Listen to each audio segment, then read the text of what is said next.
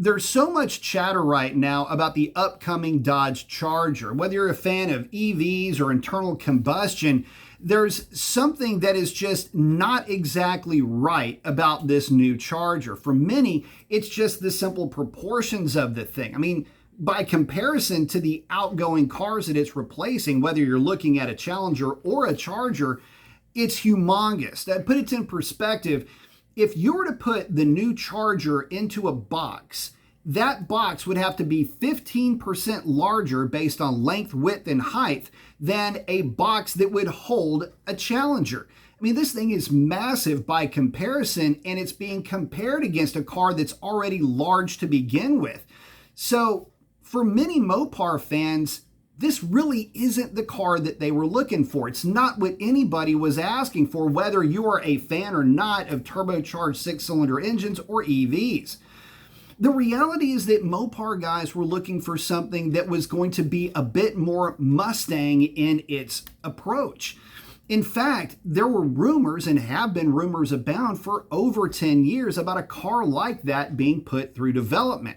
So let's talk about that for just a second and see if maybe the Cuda, which is what folks have been calling it now again for over 10 years, let's see if the Cuda would really be the right car instead of the Charger, or at least they need to bring this along to run in concert with it. So going back in time, around 2014, the LX platform, which turned into the Hellcat and all the cars that we know today, but it was just a naturally aspirated, good-looking throwback type of car back then, but it was up for a refresh, and there was a lot of chatter that that car was going to be now built on the Alfa Romeo Giulia platform. Now, that was a bit of a stir because the Alfa Romeo Giulia is a smaller car, uses a twin-turbo V6, very powerful at 500 horsepower, but it didn't really fit in with the narrative of Dodge at the time. Tim Kuniskis famously said that he did not want to go toe-to-toe with Ford's Mustang, instead wanted to build upon the legacy of Mopar with a large muscle car. Fair enough. And so it stayed. And with the new refresh came the Hellcat, and then the Hellcat beget the Demon, the OG Demon, which brings us to our next stop. You see, the OG Demon was supposed to be the end of the line for the LX platform. From there, we were supposed to get a new platform, and again, the Cuda name was being thrown around quite a bit then. Rumored to be smaller, and about this time, you would hear some grumblings about a twin-cam V8 being thoroughly vetted.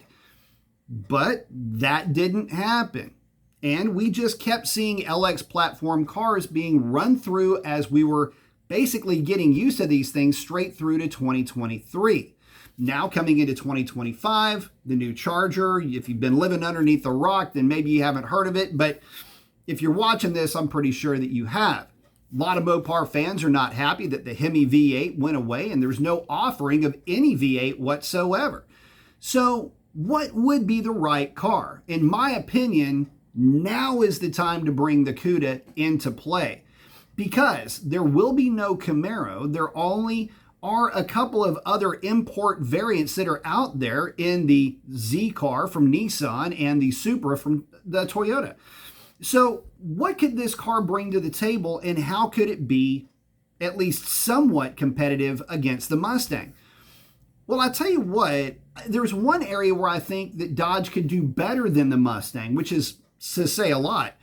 See, here's the thing. The Mustang, eerily enough, does not have the EcoBoost V6. It's been kind of strangely absent as a performance engine variant. I think that the Cuda, built on a smaller platform, utilizing the Hurricane twin-turbo 6 engines, of course, but with a V8 kicker, I think would be the right way to go. The thing is that a V8 in the new Charger, I hate to tell you this, guys, but the magic of that engine is going to be lost on a platform that large. I got to remind you that the new Charger is humongous, and the proportions of the thing basically make it roughly the size of a Durango. So yeah, the V8, probably not a good fit for that car, because a lot of folks aren't asking for it, unless the only way you would buy a Mopar is with a V8, right? There's marketing reasons to put it in there. But my point is this: if you can come up with the Cuda, Have your inline six engines. Have an option though for a V8. This way you do a couple of things that the Mustang can't. One, potentially an all-wheel drive system that gives you all-weather traction and all-condition traction if you want to go out and have some fun with this thing. But the reality is that you would still have a platform that would accept a V8, something that many Mopar fans cannot seem to live without. You get the Cuda nameplate, you get a much more sporty car in the process. What could you not sell? Like, how many of these things could you make, and then you would still need to make more to satisfy the needs of Mopar fans? And guys, look, I get it. This is just a little bit pie in the sky, a lot of dreamy thinking, but I feel like it's about time. I truly do. There won't be any competition for the Mustang again when this Charger is released. I'm sorry, but folks that aren't Mopar fans look at that car, they see the tank that it is, and they're simply not interested. And for those that do want something sporty, something that large doesn't fit the bill. The only vehicle that they're going to turn to, that's V8 powered, by the way, is the Mustang. Yet the Cuda could offer performance as any type of a trim level would, but you could still get a V8, still knock down great fuel economy numbers, and have a car that could also serve as a flagship model. It could range many price variants with a V8 offering. And here's the other twist. With the six-cylinder engines that would be available, your average fuel economy for that particular car goes up. Now, here's where I think Dodge could really sink the hook. You've got the 6.4 liter V8. It's remained unchanged now for a long, long time, about 12 model years. I think that it's time for that engine to get an upgrade, bump that thing up to 426 cubic inches. Guys, it can be done. It can be made to pass an emissions, and it can be made to make plenty of power, and you got the panache of having a 426 Hemi in a Cuda. That car sells itself. Sporty, fast, somewhat nimble, potentially all-wheel drive, maybe a V8 rear-wheel drive only option works the best.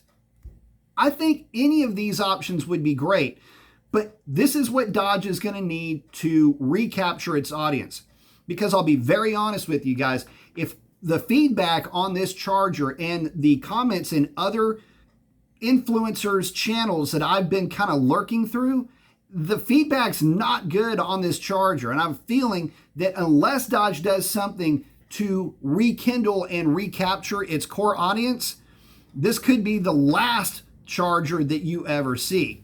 But in saying that, guys, I'd love to hear your thoughts on this topic. Post them up. Let me know what you think. Appreciate you stopping by, and I hope to catch you on the next one.